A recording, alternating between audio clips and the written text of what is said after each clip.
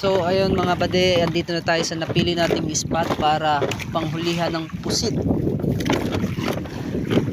Medyo may kalayuan, mga nasa 9 nautical miles. So ayan, ito yung gagamitin nating pampasilong ng pusit.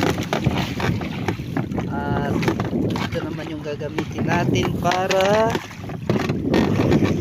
panghuli ng pusit.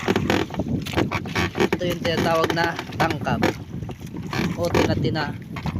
Yun nga mga bade, medyo masama yung panahon, no? Kaya yung alon ay nag-scramble. Ayan na mga bade, medyo makulimlim na. Yun lang mga bade, at update ko kayo bukas kung marami tayong mahuling pusit, kung makakailang kilo tayo. Yun lang, salamat. God.